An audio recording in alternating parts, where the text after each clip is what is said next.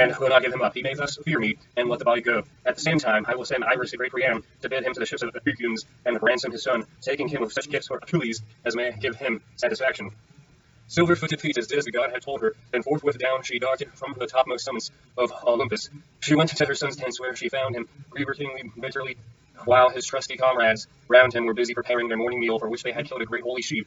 His mother sat down beside him and caressed him with her hand, saying, "My son, how long will you keep on thus grieving and making moan? You are gnawing at your own heart, and think neither of food nor of woman's embraces, and yet these two were well. For you have no long time to live, and death, with the strong hand of fate, are already closed beside you. Now therefore hear what I say, for I am come a messenger from Zeus. He says that the gods are angry with you, and myself more angry than them all, in that you keep Hector at the ships, and will not give him up. Therefore let him go and accept the ransom for his body." And Achilles answered, "So be it.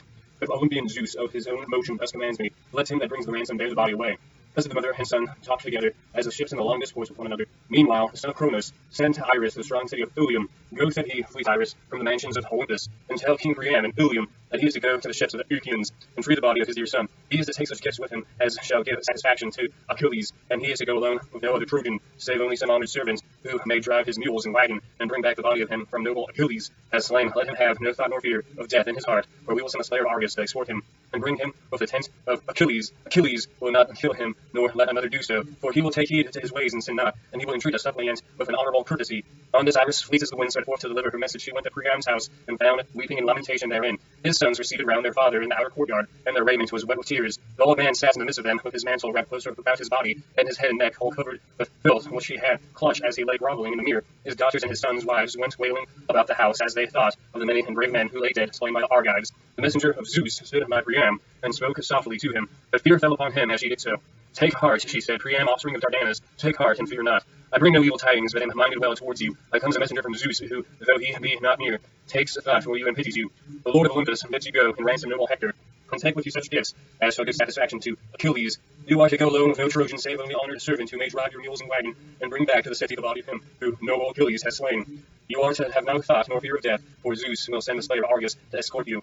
When he has brought you within Achilles' tent, Achilles will not kill you, nor let another do so, for he will take heed to his ways and sin not, and he will entreat us suppliant with all honorable courtesy." Iris went her way when she had thus spoken, and Priam told his sons to get a mule wagon ready, and to make the body of the wagon fast to the top of its bed. Then he went down into the fragrant storeroom, high vaulted and made of cedar wood, where his many treasures were kept, and he called Hecuba, his wife. "Wife," said he, "a messenger has come to me from Olympus, and he has told me to go to the ships of the Iliads to ransom my dear son, taking with me such gifts as shall give satisfaction to Achilles. What think you of this matter? For my own part I am greatly moved to pass through the camps of the Iliads and go to their ships." His wife cried aloud as she heard him, and said, "Alas, what has become of that judgment for which you have been ever famous, both among strangers and your own people? How can you venture alone to the ships of the Iliads? You look into the face of him who has slain so many of your brave sons. You must have iron courage, for if the cruel savage sees you and lays hold on you, he will know neither respect nor pity. Let us then weep Hector from afar. Here is our own home, for when I gave him birth, the threads of overruling fate were spun for him, that dogs should eat his flesh far from his parents, and the house of that terrible man, on whom the liver I would fain fasten it and devour it. Thus would I avenge my son, who showed no cowardice when Achilles slew him,